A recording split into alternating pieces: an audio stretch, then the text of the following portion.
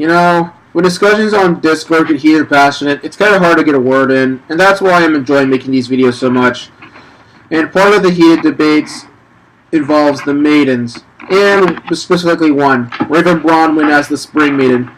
I could go on about all the things I hate about the Maidens. I could talk about how it makes no sense for a Spring Maiden, some of them sort of made of ice. I could talk about how the Maidens make the show more complicated. I could talk about how the Maidens reduce the agency of the main characters. I could talk about why Osmond tried to get Peter to be the Fall Maiden when he had someone in his inner circle and Glinda to fill the role, and how that makes him look really scummy. But it seems the thing I've heard about the Raven being a Spring Maiden, and the problem with that is that Raven's too old to be the Spring Maiden, and because of that, the lore surrounding the Maidens is destroyed. Alright, let's talk about that age thing. In an AMA on Reddit, Miles said there's no such thing as being too young to be a maiden, and that the unofficial cutoff point to become a maiden is 30 years old. Okay, that sounds like a contradiction right off the bat once you actually read it or type it out. Though there are probably technicalities, and I think is a case trying to say that there's no floor, only a ceiling. I'm getting off topic. Anyway, also during the show, it was revealed that also in Volume 5, it was revealed that Raven got her Spring Maiden powers by killing the previous Spring Maiden. The show really hasn't done a great job at creating a concrete timeline, so I'm just going to try and understand the idea of Raven being the Spring Maiden going by what we know. And before I begin, I just want to make it very clear that that I'm going to be very, very generous with what I'm about to say. That being said, here we go. The average Beacon student starts at 17. At least that's going by when the show begins, and the show starts with the characters entering Beacon Academy, and we know that RWBY's starting 2 years early, and Yang's also starting school. Hell, everyone is. Assuming that a full education at Beacon Academy is similar to an American college and university, I'm not sure if anyone international is gonna see this. I'm just saying American because I live in the United States. Students will get out in 4 years after entering Beacon, so roughly they'll be 21 when they graduate.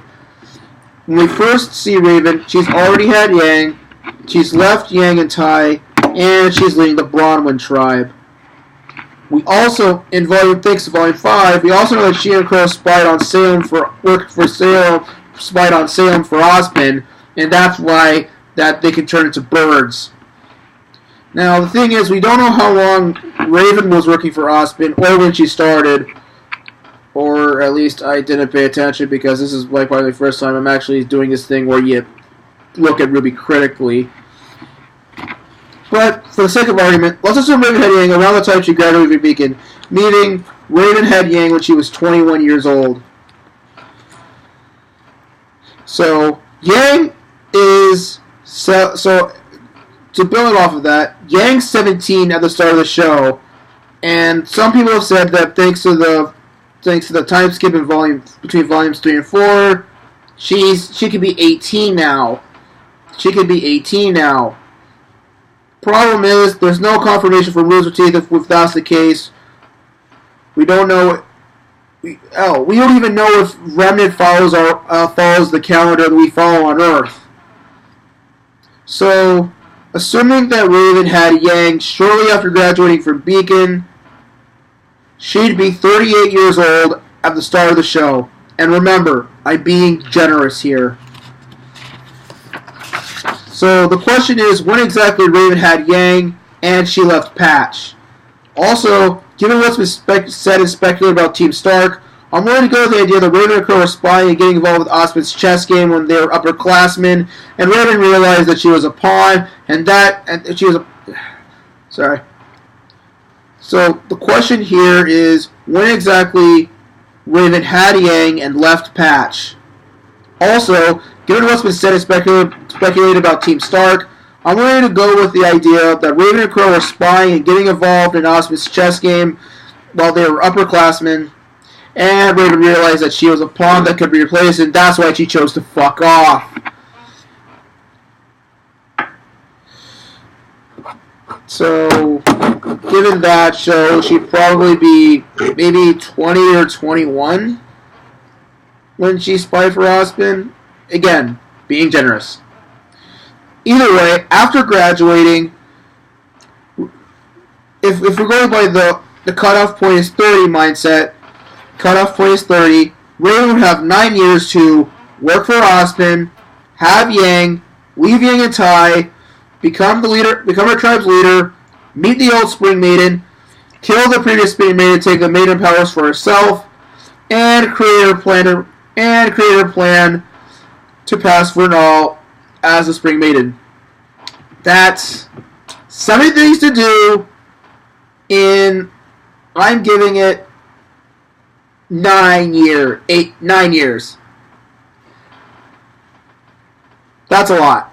And some of it takes a lot, should probably take a lot of time.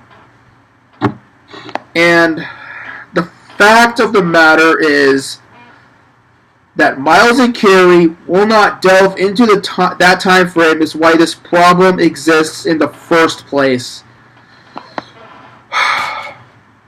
It's been said that the reason the length of the time skip between volumes 3 and 4, which is 6 to 8 months, is vague.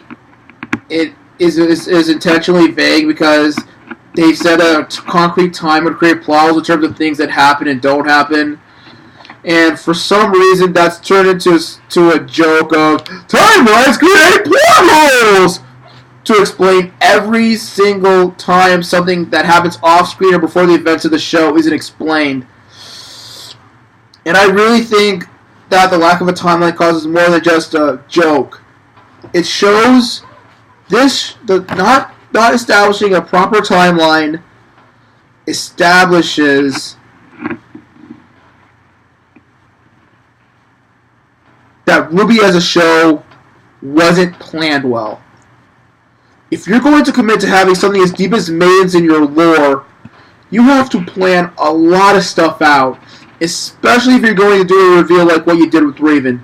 And that's not even going into semblances and auras and how you could say they've been playing fast and loose with the rules for both of those things.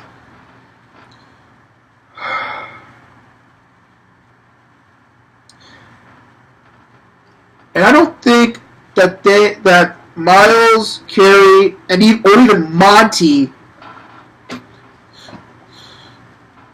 those 3 guys probably didn't think about the lore, the implications, the character reasons, and the ways the gears of the story would work in order to get where they want the show to be naturally. In fact, the only thing about Raven as a Spring Maiden that I feel was planned is that when Raven dies, the powers will transfer to Yang to create a scene where Raven says that despite everything, she always loved her daughter. And if they want to prove that they have the show don't tell thing figured out, we'll probably have a scene where Tai shows Yang pictures of her as a little kid, and there's a bird in some obscure place in the picture. And a lot of the Rooster Teeth and other RWBY fans will go, "Aww, she really did. Raven really did care about Yang all along." Either way that Raven death scene plays out, Yang's gonna break down and cry because of all the extra stuff that they're gonna add on to it. It's not just gonna be Raven dying. I'll guarantee you that much. And if this comes to pass, this will be a prime example of what I feel is the biggest problem that this shows that RWBY's writing has. It's predictable, and the show wants you to think that it isn't, and that what they're doing is groundbreaking and game-changing. Here's another thing I'm willing to bet. Here, you want to know something else I'll fall under this predictable, but the show wants you to think that it isn't aspect? Raven dying and passing the powers onto Yang, and having a scene where Yang's baby picture, pictures of Yang growing up will have some picture of a bird, will have the same effect as Jock Schnee and or Whitley Schnee, Weiss's brother, aka Whitley the Shitley, being humbled in some way in Volume 6 by Weiss and or Winter as part of Weiss's character story of taking back the Schnee Dust Company and restoring it to its former glory after it's been driven to the ground by your father, and getting her inheritance back and all that good shit from her brother, who will probably, according to the way the fans talk about him, drive the Schnee Dust Company's good name into the ground even further.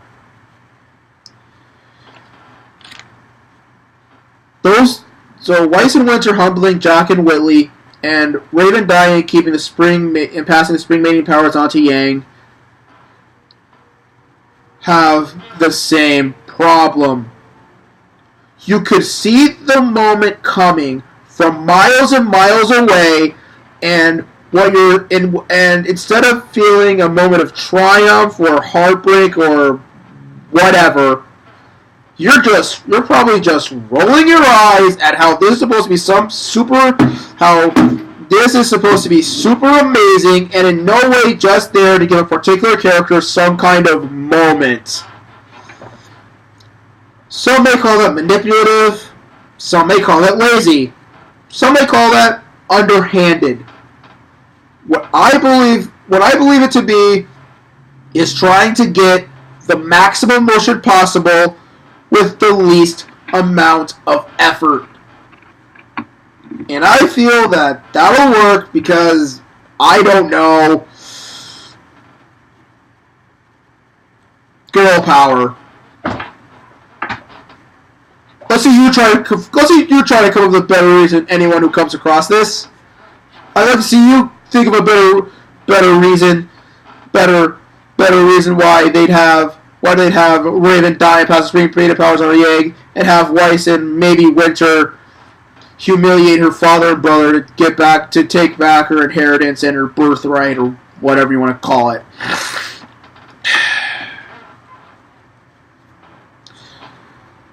Can I ask you guys to think of something for a minute? Just bear with me. Just think about this for a minute. What if the show's whole plot, or at least since Volume 4, is so flimsy because this is what happens when Monty actually tried to make a plot that's coherent, meaningful, and actually holds something resembling weight. Monty's previous, more famous works that made him an animation god, Haloid and the Dead Fantasy series, only had a bare-bones plot that only served to get characters in the same place so they could have an epic fight. I mean, I don't have a problem with that. There's no problem with that. I mean, that's probably just Monty's style, and people loved him for it. And maybe the plot of the beginning was pretty bare bones too. 4 girls inspired by fairy tale characters trained to fight monsters with weapons that are also guns in a school setting. Generic? Sure, but not the worst thing in the world.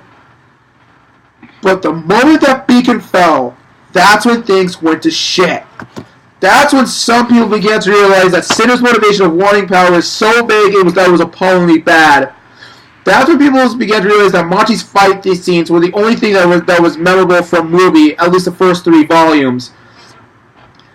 That's when people started realizing that these big bad monsters, the Grimm, these guys aren't worth shit when if a bunch of kids can take them out like they're nothing. And as anyone knows, Monty's fight scenes were taken from us when Monty died in 2015 during the production of Volume 3.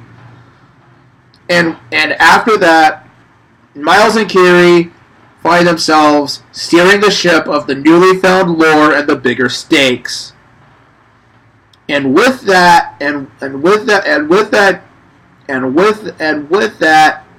I find myself seeing more and more problems. Now, it's been said that the Maidens came up after Volume 2. Why wasn't this thought up at the start of everything? When were the Silver Eyes? When were the bring up the Silver Eyes thought up? Even if it was just Crow's little spiel about them. When did the relics come up? When did Salem come up?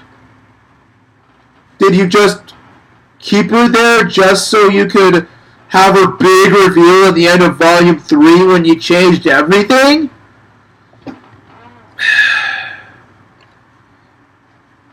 There is so much that you guys just threw in there, and you just did a sharp right turn into bigger and more epic that you didn't with, I think it was PvP, the episode PvP, that you didn't think of. Did you guys think of anything? You have to plan stuff out. Okay, I've heard that you will always plan for Pierre to die. So, is that it? I mean, it still feels so. This bigger stuff about RWBY, the way it was done, it feels flimsy, and that's detrimental to RWBY as a show as a whole. That I want to see do well, and yet I feel will probably never be as good as it can be because hindsight is 2020. I'm saying these things, but maybe I'm just Monday morning quarterbacking. But the way that this show is gone makes me feel that it's a mix. There is a mixture of making it up as you go along, not thinking things through, not establishing the rules, and just going through the motions just so you can do an action scene, just so Monty can make an action scenes that people will love because it's Monty frickin' Ohm.